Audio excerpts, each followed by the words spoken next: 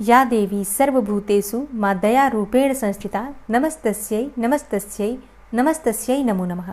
ओम दुम दुर्गाय नमः। तो सबसे पहले दुर्गा सप्तशती के 12वें अध्याय का पाठ करेंगे, जिसमें देवी चरित्रों के पाठ का महात्म्य भगवती जगदम्बा देवताओं से बता रही हैं। देवी बोली, हे देवताओं, जो एकाग्र चित्त होकर प्रतिदिन इन स्तुतियों से मेरा स्तवन करेगा, उसकी सारी बाधा मैं निश्चय ही दूर कर दूंगी।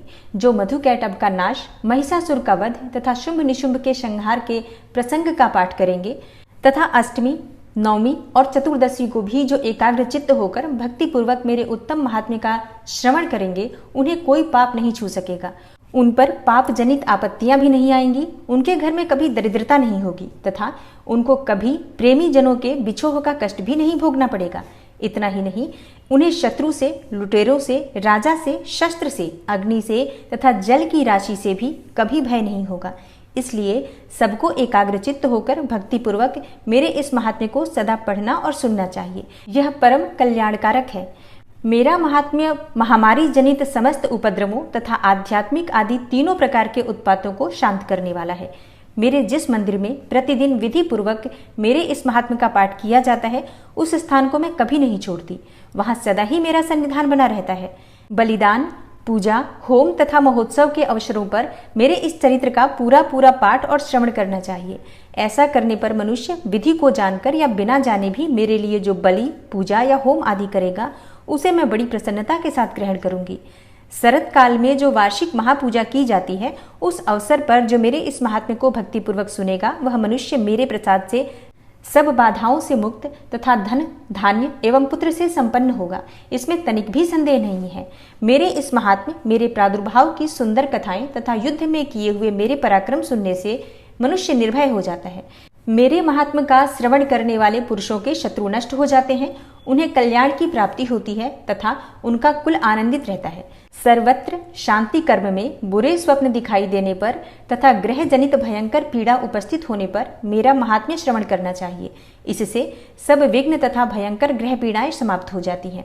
बाल ग्रहों से आक्रांत हुए बालकों के लिए यह महात्म्य शांतिकारक है तथा मनुष्यों के संगठन में फूट होने पर यह अच्छी प्रकार मित्रता कराने वाला होता है।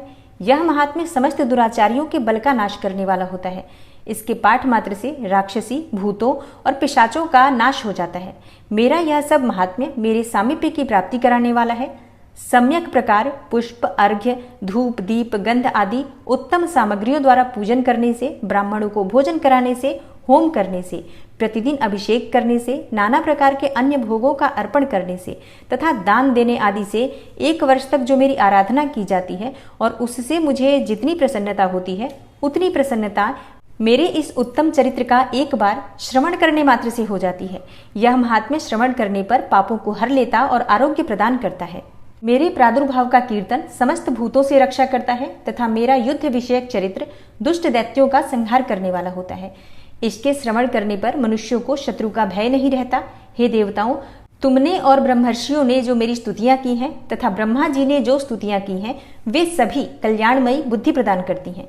वन में, सूने मार्ग में अथवा दावानल से घिर जाने पर, निर्जन स्थान में लुटेरों के दाव में पड़ जाने पर या शत्रुओं के पकड़े जाने पर अथवा जंगल में सिंह, व्याघ्र या जंगली हाथियों के पीछा करने पर, कुपित राजा के आदेश से वध या बंधन के स्थान में ले जाए जाने पर अथवा महासागर में नाव पर बैठने के बाद भारी तूफान से नाव के डगमग होने पर और अत्यंत भयंकर युद्ध में शस्त्रों का प्रहार होने पर अथवा वेदना से पीड़ित होने पर, किम बहुना सभी भयानक बाधाओं के उपस्थित होने पर जो मेरे इस चरित्र का स्मरण करता है, वह मनुष्य संकट से मुक्त हो जाता है। मेरे प्रभाव से सिंह आदि हिंसक जंतु नष्ट हो जाते हैं तथा लुटेरे और शत्रु भी मेरे चरित्र का स्मरण करने वाले पुरुष से दूर भागते हैं। ऋषि कहते हैं, यो कहकर प्रचंड पराक्रम वाली भगवती चंडिका सब देवताओं के देखते देखते वहीं अंतर ध्यान हो गई। फिर समस्त देवता भी शत्रुओं के मारे जाने से निर्भय हो पहले की भांति यज्ञ भाग का उपभोग करते हुए अपने अपने अधिकार का पालन करने लगे। संसार का विध्वंस करने वाले महाभयंकर अतुल पराक्रमी देव शत्रु शुंभ तथा महाबली निशुंभ के युद्ध में देवी द्वारा मारे जाने पर शेष दैत्य पाताल लोक में चले गए। हे राजन, इस प्रकार भगवती अंबिका देवी नित्य होती हुई भी पुनः पुनः प्रकट होकर जगत की रक्षा करती हैं। वे ही इस विश्व को मोहित करती, वे ही जगत को जन्म देती तथा वे ही प्रार्थना करने पर संतुष्ट हो विज्ञान एवं समृद्धि प्रदान करती हैं। हे राजन, महाप्रलय के समय महामारी का स्वरूप धारण करने वाली वे महाकाली ही इस समस्त ब्रह्मांड में व्याप्त हैं। वे ही समय समय पर महामारी होती हैं और वे ही स्वयं अजन्मा होती हुई भी सृष्टि के रूप में प्रकट होती हैं। वे सनातनी देवी ही समयानुसार संपूर्ण भूतों की रक्षा करती हैं। मनुष्यों के अभ्युदय के समय वे ही घर में लक्ष्मी के रूप में स्थित हो उन्नति प्रदान करती हैं और वे ही अभाव के समय दरिद्रता बनकर विनाश का कारण होती हैं। पुष्प, धूप और गंध आदि से पूजन करके उनकी स्तुति करने पर वे धन, पुत्र, धार्मिक बुद्धि तथा उत्तम गति प्रदान करती हैं। ओम नमः चंडिकायै। इस प्रकार श्री मार्कंडेय पुराण में सावर्णिक मनवंतर की कथा के अंतर्गत देवी महात्म्य में फलस्तुति नामक 12वां अध्याय पूरा हुआ। और अब आप सुनेंगे दुर्गा सप्तशती का 13वां अध्याय। और दुर्गा सप्तशती के 13वें अध्याय में सुरथ और वैश्य को देवी का वरदान प्राप्त होने का वर्णन किया गया है। ऋषि कहते हैं, हे राजन, इस प्रकार मैंने तुमसे देवी के उत्तम महात्म्य का वर्णन किया जो इस जगत को धारण करती हैं। उन देवी का ऐसा ही प्रभाव है।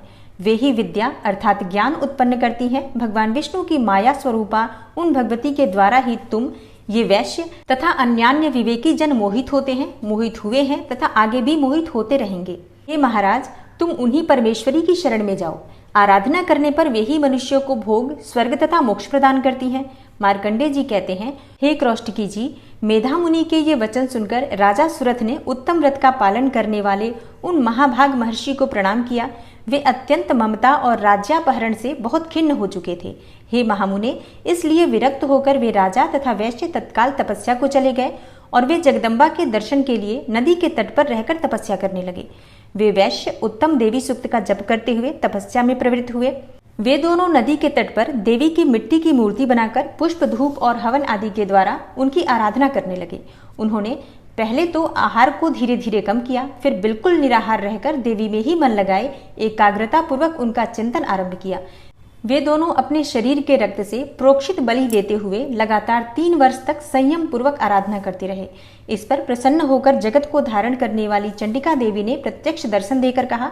देवी बोली, हे राजन तथा अपने कुल को आनंदित करने वाले वैश्य, तुम लोग जिस वस्तु की अभिलाषा रखते हो वह मुझसे मांगो, मैं संतुष्ट हूँ, अतः तुम्हें वह सब कुछ दूंगी। मार्कंडेय जी कहते हैं, तब राजा ने दूसरे जन्म में नष्ट न होने वाला राज्य मांगा तथा इस जन्म में भी शत्रुओं की सेना को बलपूर्वक नष्ट करके पुनः अपना राज्य प्राप्त कर लेने का वरदान मांगा। वैश्य का चित्त संसार की ओर से खिन्न एवं विरक्त हो चुका था और वे बड़े बुद्धिमान थे। अतः उस समय तो उन्होंने ममता और अहंता रूप आसक्ति का नाश करने वाला ज्ञान मांगा। देवी बोली, हे राजन, तुम थोड़े ही दिनों में शत्रुओं को मारकर अपना राज्य प्राप्त कर लोगे। अब वहां तुम्हारा राज्य स्थिर रहेगा। फिर मृत्यु के पश्चात तुम भगवान विवस्वान अर्थात सूर्य के अंश से जन्म लेकर इस पृथ्वी पर सावर्णिक मनु के नाम से विख्यात होगे। वैश्यवर्य, तुमने भी जिस वर को मुझसे प्राप्त करने की इच्छा की है उसे देती हूँ। तुम्हें मोक्ष के लिए ज्ञान प्राप्त होगा। मार्कंडेय जी कहते हैं, इस प्रकार उन दोनों को मनोवांछित वरदान देकर तथा उनके द्वारा भक्ति पूर्वक अपनी स्तुति सुनकर देवी अंबिका तत्काल अंतर्ध्यान हो गई। इस तरह देवी से वरदान पाकर क्षत्रियों में श्रेष्ठ सुरथ सूर्य से जन्म ले सावर्णी नामक मनु होंगे। इस प्रकार श्री मार्कंडेय पुराण में सावर्णिक मनवंतर की कथा के अंतर्गत देवी महात्म्य में सुरथ और वैश्य को वरदान नामक 13वां अध्याय पूरा हुआ। ओम नमः चंडिकायै।